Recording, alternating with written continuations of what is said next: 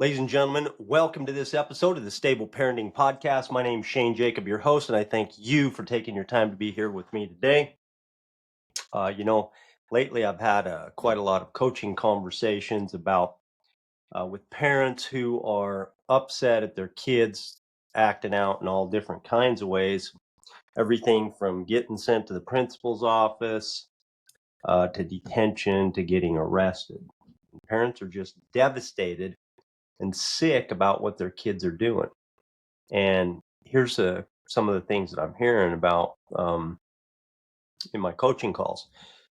Things like, hey, the school called and I had to go pick him up. And I was so embarrassed that I hid my face when I walked in. I just listened to what they said and they took him home. I was so upset I couldn't even talk to him. I didn't know what to do. Somebody else said, I caught her smoking in the garage. I can't believe it. I thought I was better than that. I didn't want to tell my husband. Another one, my son called me a blank and I just froze. I'm still in shock. I thought I'd done a better job as a parent. Someone else said a friend of mine found out that my daughter was one of the ones who got arrested and she hasn't talked to me since. I can't believe this is happening. So, maybe you can relate to one of these, maybe not. One thing for sure is your kids are going to act out in some way at one time or another. Maybe they do all the time, but they will to some degree at one point or another. Maybe in a big way, maybe in a small way. The question is what are we as parents going to do about it? And how are you going to handle it? And here's how most of us handle it, because this is what I hear in the world. And that is that if we are not intentional in some sort of way or some fashion, what we do is we feel bad about our parenting. Basically, we make what happens, what our kids do, we make it mean, we make a meaning about that we suck as parents. That's what we do. Okay, like we're failing, or like we are failures, like we've screwed up and it can't be fixed. Like we are total parent failures when our kids act out in ways, and everybody knows it. The entire world knows, or if they don't, they'll know soon what a total selfish, unreliable, disengaged excuse for a parent that we are. Okay, and what this is called it's called shame. And shame means that we think that we're deficient or defective somehow because of what we've done, or in this case, because of what our kids are done. Okay, we care so much about the well-being of our kids. We do everything we know to make sure that they turn out to be amazing. Okay, and when they do something that we don't want them to do, when they act out, understandably, we think that something is wrong with us and what we've done. Okay, and a lot of times it can seem pretty noble. It can seem like the higher route, the higher road to take this responsibility and be ashamed and all of that, to take the blame, right? For sometimes it might seem better to sacrifice ourselves than to have them be responsible, because we're the adults here, and maybe it just kind of sounds right that we're disgusted with somebody for what they've done, and so it's easier, it seems like sometimes it might be, to be disgusted with ourselves. But here's the deal. Shame in any of its forms is not a good idea for any reason, okay, whatsoever. And here's why. I'll give you some examples of why. It erodes our self-confidence, okay? And it makes us question, and it diminishes what we believe about our own self-worth. When we worry about what others think, this leads to higher stress levels, it leads to anxiety, it can even lead to depression. When we're embarrassed or ashamed, what we do, just think about when you feel that way. Just for a moment, think about you're so embarrassed, you're so ashamed. Those are two different things. Let's go with ashamed. You're so ashamed of what your kids have done. What do you do when you feel ashamed? One of the things that people do when we feel ashamed is we do nothing. We disconnect. We don't parent in any way, or react with the world. We just kind of hide and isolate. And to some degree, we physically and sometimes both emotionally withdraw. What the you know what this results in, of course, is more. It results in disconnection and misunderstanding a lot of times with our kids. A lot of times, what we can do is we can project our shame and our embarrassment to our kids, and what that does is that leads them to have lower self-esteem and a fear of failure. And here are some ways that we project our shame onto our kids. Um, we say stuff in public like, um, you know, harsh words in front of their peers or in front of their teachers, which makes our kids feel ashamed, right? We use statements like, why can't you act normal, or you always do stuff like this, and it's like disappointment and frustration, and it's like belittling remarks. We compare them to others sometimes. It's like, why can't you, what's his name didn't, or what's her name, or their sibling, or whoever, their cousin, and you compare them to other people. Why can't you be more like so and so? And so, boy, wow, what a hurt, what a unintentional damage to their own inadequacy and their self-esteem. That's not it. We can project our own shame in nonverbal ways, just like rolling our eyes with, making gestures, sighing, or just, expressing frustration in all the ways that we do, because what they take frustration as is disapproval, not just a disapproval of what they have done, but disapproval of their value, of them as a human being. More of the body language, it's just like, hey, we turning away and, like I've said, isolating. Um, these moments make the kid feel rejected. You know, um, we a lot of times, if we ignore our kids right after, if we don't know what to do, if we take very long without interacting with them, then they believe that they're unacceptable, not what they necessarily, just what they've done is unacceptable. Another thing that we do when we project our shame is we over apologize. We're constantly apologizing to everybody else in the outside world, and the public, and our friends, and the teachers, and everybody else in the whole planet. We're over apologizing, which basically signals to our kids that what they've done is just humiliating to us, and so therefore they think that they're humiliating. Um, Basically just overcorrection, right? Or public overcorrection, which is disciplining, or making this public, scolding them in front of people, uh, or saying stuff loudly in front of other people.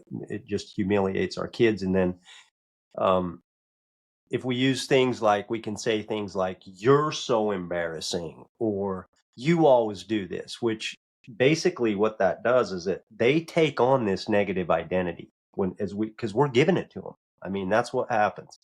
So the impact of our own shame on our own kids, the way that we project this, most of the time unintentionally, right? We didn't set out to do this, but this is the result of choosing to feel shame. And so when kids perceive that their actions have caused us embarrassment and shame, they internalize this stuff most of the time to feel that they are flawed or defective, excuse me. And that, of course, then they have lower self-esteem. They are afraid to failure, so they won't want to try anything in case they screw up again a lot of the time. Or they have they think they have to be perfect and not make any mistakes all the time. So then they're you know just like trying to fall in line and be perfect all the time, and they have these unrealistic standards that they can't meet, and then that's discouraging, and that's another cycle where they can't meet their own expectations, so then they feel worse. They also have a reluctance to communicate, right? And so they're hesitant, or they're just refuse to connect or be open and honest with us as parents because they feel they might be judged. Some kids just act out more, right? They do this as a response to the negative attention a lot of times that they think that they're getting, or they isolate. We've talked about parents might isolate. Um, Comparison with other families, the embarrassment might lead parents to compare their family to other people's. We've talked about that, and which basically it just goes to the bottom line. It deepens and solidifies, and they internalize these feelings of inadequacy. So what really, and another side effect is that parents and kids miss the opportunity to have understanding and to connect. Okay, and that's what we need as human beings. Our kids need it so much. We need it. Okay, but our kids really need to feel uh, connected. Okay, connected. So most of the time, we think, okay, when these things happen as parents, most of the time, we think that what's happening is being caused by what they did. We think, well, they did this, and so that's what happened. That's why I feel this way. If they wouldn't have done that, I wouldn't have felt this way. What do you think? But it's not what they did that causes the turmoil. Okay.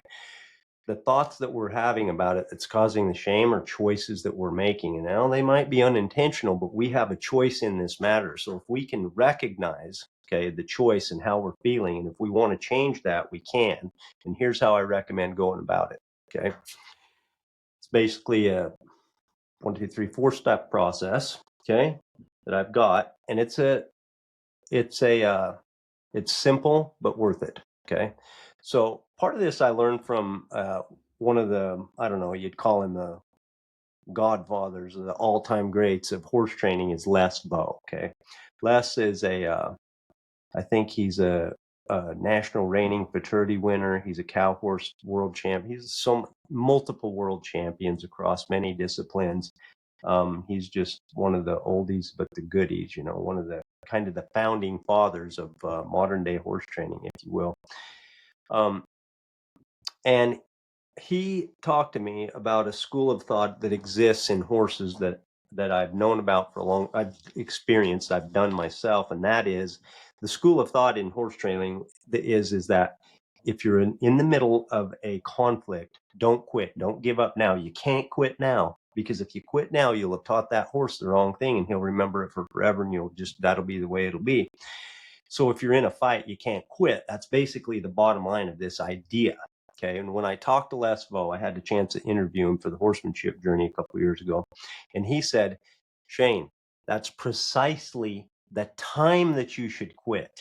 Okay. Because your emotions are so wrapped up in this conflict and this fight. It's exactly the time to get out.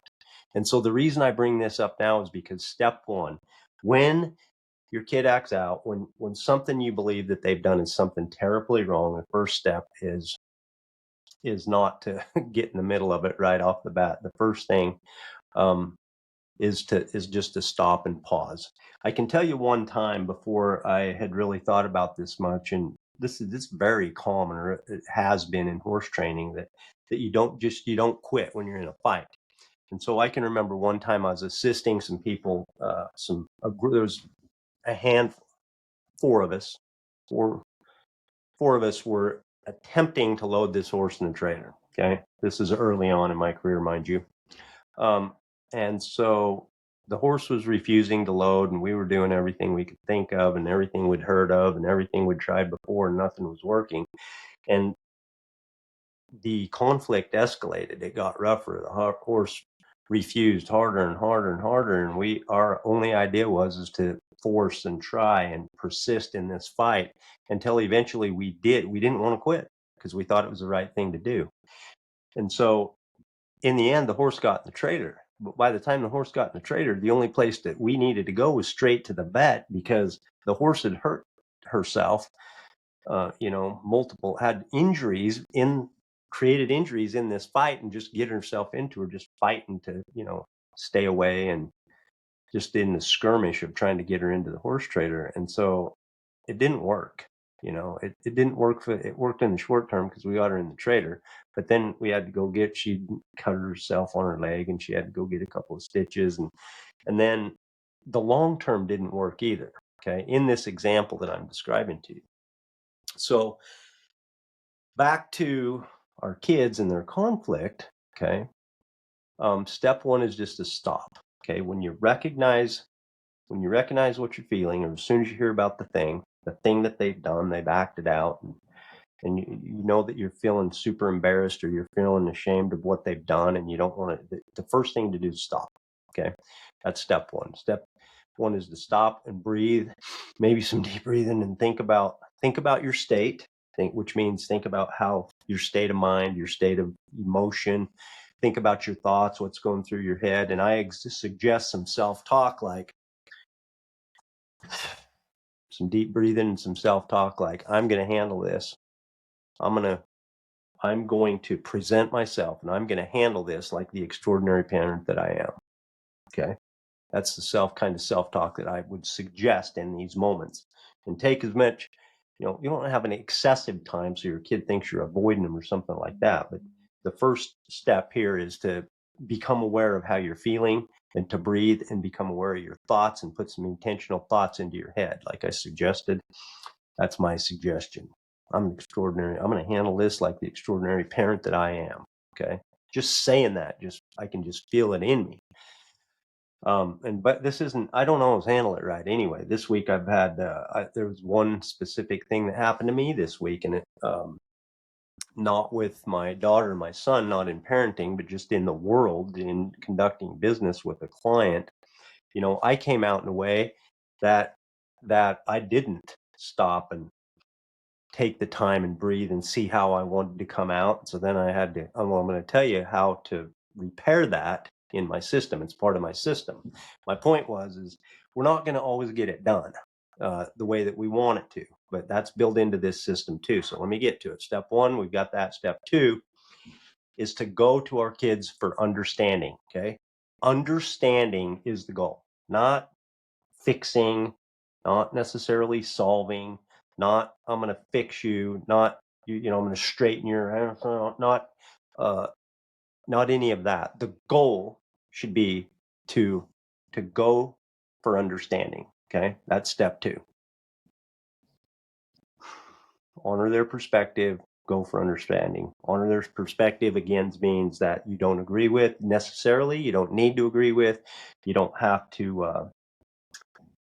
Just to give the fact that they think something, give it value because it's their thoughts. It doesn't mean that you have to go with it or agree with it or cave in or do it or any of that. It just means that you give them as a human being the time to honor their perspective, the time to hear what they're thinking, what's going on with them, what they're probably way ahead of you and what they need to do to change this in the future anyway, a lot of the time. Okay. After you've gone for understanding, you've had this conversation, the next step is just to to purposefully parent. Okay. Parent on purpose. You can decide whatever that is. You know what the deal is. It's your kid, it's your event, and it's you. If you are on purpose, you know what to do that's best. Nobody needs to tell you that, including me, but just parent on purpose. That is helpful to know that. That's step 3. Okay. And this is a big one. This is the big one. Okay. And we miss this. And this is going to help us in the future to have less shame if we get to number 4 and get it done. Step 4 is to recognize your awesomeness. Okay. You hear me? Recognize your awesomeness. Say it out loud. Just compliment yourself. Have those complimentary thoughts. Think them. Say it out loud. And feel what that feels like to be proud of yourself. Give yourself some credit for doing this thing, and do it every single time. You can't take too much. Okay. Because here's the thing. What you're doing is you're changing over time how you think about yourself, and you're using what you've done as evidence for your brain to believe those thoughts. So when they happen, when you go through this process and you get it done, okay, you've stopped, hold on a minute, you've decided how you want to come out, you've went for understanding, you've listened, you've taken it all in, and you've parented on purpose, then come back and say, you know what, whew, hey, good job, Shane. You got it done. You did a good job. And you deserve a damn pat on the back because you're worth it. Now, here's the thing. Like I mentioned, I didn't get it done in that order earlier this week. So here's what happens. You're not going to get it done every time either in order, right? Because what's going to happen is a lot of times you're going to go poof, and you're going to react, right? With not even be any thought, not any time to have any intentional thought. It's just going to be a reaction. For a lot of us, sometimes we do that, hopefully less and less, but that's what can happen. We get triggered, we get flooded with all this emotion, and then we lash out or we do whatever. We're like, oh, as soon as you recognize it, okay, this is built in. It's called step 3A. As soon as you recognize it, okay, stop. As soon as you recognize it, go back, okay. The first thing that you do here is ask for forgiveness if you need to, make amends whatever you can for what you've done, okay, and then go back and repeat the process. Go back into one. Stop. Now you've done that. You've apologized for, your outburst or whatever you did. Okay. Make it well as you can. Some things can't be fixed and you can't take your words back. Make them as well as you can. Make the best amends that you can. That's what you can do once it's done. Get that done. Go through 1, 2, 3, 4, and don't forget 4. Don't forget 4, because now really you ought to double pat yourself on the back, because you didn't just go through the 4, you did a harder one. Okay. You made a mistake, and so you had to make it harder. There's nothing wrong with that. That's a double plus. A double plus. It's not a negative and a plus, it's a double plus, because you gave yourself the opportunity, maybe unintentionally, but to get 2 pluses out of this deal. Treat yourself that way, because as soon as you get your brain back, okay, with step 1, again, go through 1 and 3. When you get to 3, don't forget to add 3A, which is to apologize and make amends where necessary, because here's the thing, you don't suck, okay? And thinking that you suck feeds the cycle of negativity, bad behavior, and kids continuing to act out more, and you not feeling good. None of it's good. So when you recognize your awesomeness, it lessens the acting out. Here's just I'm going to do an entire podcast on this subject, but here's what Brene Brown said. She said, who we are and how we engage with the world are much stronger predictors of how our kids will do than what we know about parenting. I have to say that again. Who we are and how we engage with the world are much stronger predictors of how our kids will do than what we know about parenting. Okay. It's coming from inside of us. That's this tremendous influence, and everything matters that's going on inside of us. Everything matters. And this tremendous influence that's coming out of us that we're not even aware of a lot of the time is the biggest influence of anything. Okay. When kids acting out means something's wrong with you, that thought is the problem.